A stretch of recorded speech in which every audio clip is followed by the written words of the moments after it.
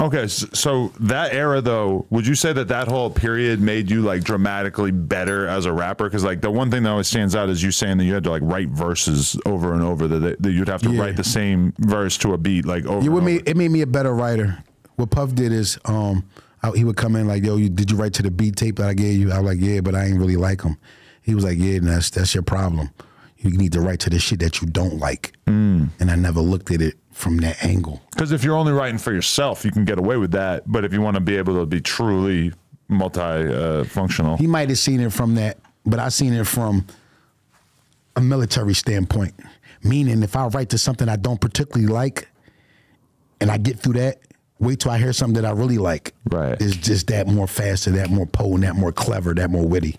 So that's how I dealt with that. Like, all right, I see what he's saying. What can I get from that? So if I write to something I don't particularly like and it's okay, it sounds kind of good, then wait till I get something I really like. I'm really going to go snap and really go crazy on it. And that's how I built up my conditioning as a writer. And they would make us write 5 verses per verse. So it was a 3-verse song. Then I would have to write 5 verses for the first verse, 5 verses for the second verse, and then 5 verses for the third verse. And they would pick one verse out of every one or piece it together. Like they'll piece of 4 from this one and piece of 4 from this one. It's just you see how records are produced in post-production and all that. Stevie J used to play live instrumentation.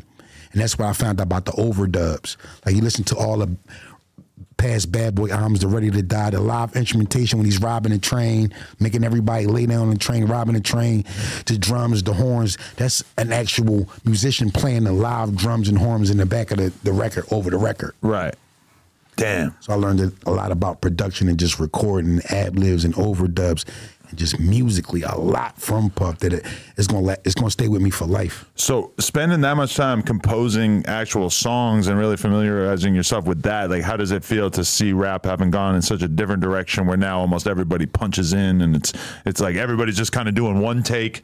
Everything is sped up. Yeah. Everything is just sped up. The way we record music, the way we receive music, the way we premiere music, like you're your own label. You could literally buy the beat off YouTube, whatever, Spotify, record it right on your laptop, have your camera, record the whole thing, go viral, and you up and running without no artist development or nothing. They took it out the hands of the label and put it back into the hands of the artist. You got DistroKid, TuneCore, where all these are moonlighting as facilities that will act as a label. You're really doing all the work yourself. Labels only step in when you already garnered the notoriety and attention, already making money. The labels don't want you to make the money. That's why they want you to come off tour and record an album and slow down your process so they can package it up and sell it.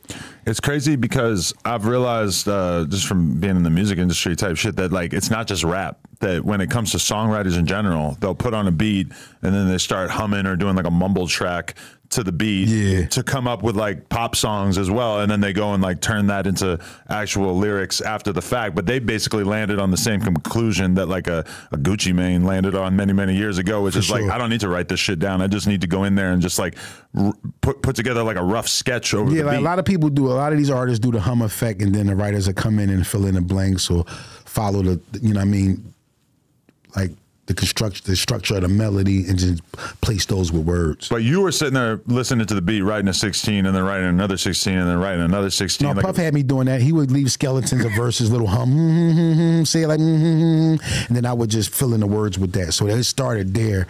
And then, you know, I would go on to get other clients and they would practice the same kind of like procedures. Oh, so he would actually be kind of throwing down the bass. Oh, okay, that's interesting. Doing a skeleton. You always wonder, like, as a producer or whatever, like exactly what he's bringing to the table or how involved he would want to be. Puff would remember a snare drum from an MPC 3000 from 5 years ago. That's how detailed he is. Like he knows, he's a knower of all things, even all the way down to what niggas is getting high off of. He knows. Really? Man, he had a long talk with me back in the day about barbiturates and downers and drugs and syrup and pills, and I didn't know he had a vast knowledge of those things, being how busy he is, and I mean all the things that he's got going on with his fashion and clothes and Bad Boys of Comedy. Like he had 5 different streams of income at the time. Right. He's sitting here talking about me about all the drugs and how they can fuck you up and all. And I'm like, yo, how the fuck do you know that? And you don't even know about drugs like that at that point?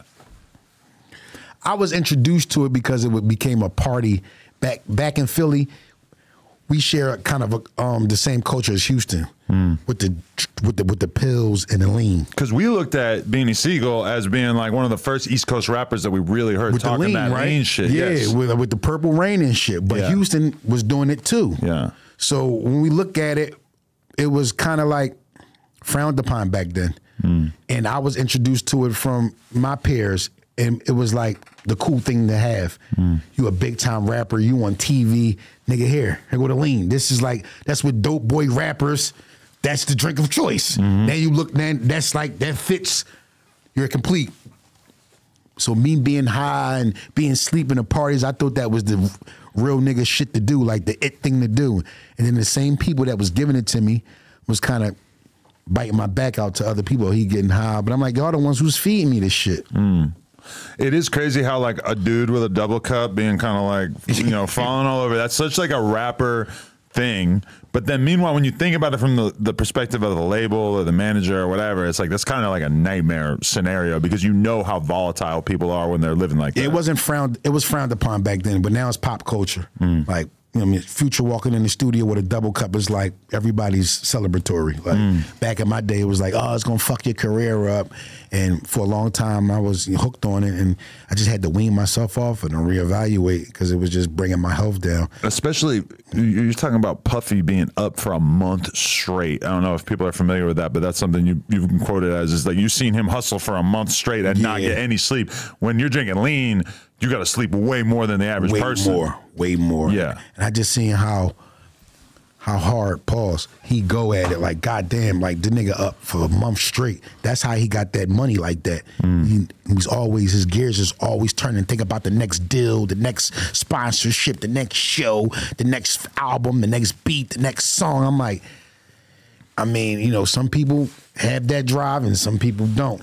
And I noticed early on, I'm like, I might not have that crazy drive that he has. Like, I got to get some sleep. Yeah. And that's his separation of a lot of people. But I feel like I've kind of drawn a different conclusion, which is that I feel like you want to work hard and you want to work smart. You don't want to work like 3 times as many hours as everybody. Right. You just want to put together a team that's going to help you be really productive without having to necessarily kill yourself. And for me, it's like, I want to work 40 or 50 hours a week, and I want to have I want to be able to get a good amount of sleep, spend time with my family, because I know if I don't do those things, I'm going to burn myself out so bad that I'm not going to really be able to be productive. Something's going to take the hit, though. Yes. Like, and you said that he had ulcers and like dealt with a bunch of health shit from it. Yeah. Dealt with a bunch of health shit because you never getting the proper rest your body's supposed to. Right. So you're dealing with a lot of shit that the public don't see, but he has to deal with because he's always chasing that dollar. But when you're talking about him being up for that long, I mean, there's got to be some fucking drugs being consumed to keep you in that zone, I'm not exaggerating. I'm not putting no cap, and I've literally seen this nigga be up for 30 days straight. Not a power nap, not nothing. And I'm like, he's cussing us out, me and I seen. Like, y'all sleep. I'm about to go do these morning interviews. I'm about to go do the Breakfast Club. I'm about to do, how y'all sleep? Yeah. And I got all the money, and I'm the nigga. Y'all sleep, but I'm up. And I'm like, damn. It's good logic. Yeah, it makes sense. Yeah, like, fuck, maybe we are. This is what we need to be doing. Like, at that time, you must have been really thinking, like, fuck, what's wrong with me that I don't want to stay up for a week straight? Damn. Like, he normalizing staying up for 2 weeks straight. Yeah. That's insane. But, I mean, at a certain point for me, I'm going to say, listen, I could go do these pointless fucking radio interviews that, like, yeah, it's good, I guess, but it's not that good. It's not enough to like sacrifice going and getting 4 or 5 hours sleep and then getting back on it. Back in that time, I didn't understand it. Now that I'm older and I look back on it, I understand. Puff is a poster child for everything. Society has depicted Puff and certain other guys to be able to bring in that dollar from a certain ethnic people. Once you get the power from that, Puff uses all his other shit to sell all his other shit. I'm putting out an album, but I'm gonna sell a cologne, the Ciroc, this, that, forth. So this one interview is gonna turn into like 5 commercials for 5 other shit that I got going on. And then I learned, I'm like, he uses this money to fly around and promote the other 5 things that he has going on. Right. That's why he does promo run and drop albums, to promote the liquor, the fragrances, the bad boys of comedy. Go get that. Go watch that. That's what he does. But okay, you on a personal level, if you did an all-nighter tonight and then you got to go write some verses tomorrow, I'm assuming those verses are not going to be as good as they would be if you were to write them right now. I don't get it fucked up. I had my time without, you know what I mean? I go heavy and I stay up and get shit done. I might have to do a freestyle for Cosmic Kev tomorrow. Then I had to be in fucking New York on SO or go do ACK, or might have to freestyle on fucking bars on 9-5. So I have my windows where I be up all week and moving around doing shit.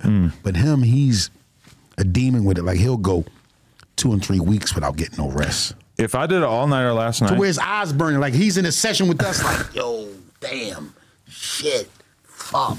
Like his eyes is literally burning from staying up long periods of time. I've seen it, and I've seen how his body deteriorates from it. Like, yo, you really sick. You really can't. Like, you fucked up.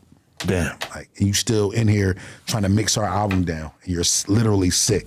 When anyone else in his position would just be like, y'all mix it. Exactly. I don't need to be directly involved in every step of this, right? Yeah. That's why his loaf is like that. That's a part of the problem, is that he learned to do everything in the business. My business, I already have acknowledged I don't know how to do the vast majority of the things that the people who work for me do. I put it in their hands, and that allows me to focus more on doing the thing that I'm actually good at, which is having the actual conversation. Puff is an initiator. If the LA Rams was going to win the Super Bowl, he would go make 1,000 shirts. LA Rams is the Super Bowl champions 2 nights before. Really? Yeah, he thinks 2 steps ahead. Wow. Like, I'm gonna be out there with LA Ram champion shirts, and I already made them up 2 days before, 48 hours prior. So I'm gonna be the first ones out there with my table with the LA Ram champion shirts on. That's Puff. All that actually kind of makes me feel bad about the fact that he must feel very frustrated right now, given that what are his lawyers and his advisors probably telling him? Don't say shit, be quiet. You got to just sort of wait this period of your life out. Yeah. Assuming there are no charges or anything, realistically, he just got to be quiet for a year, 2 years, etc. We all just got to live long enough and preserve ourselves so we can see how it all play out. Right.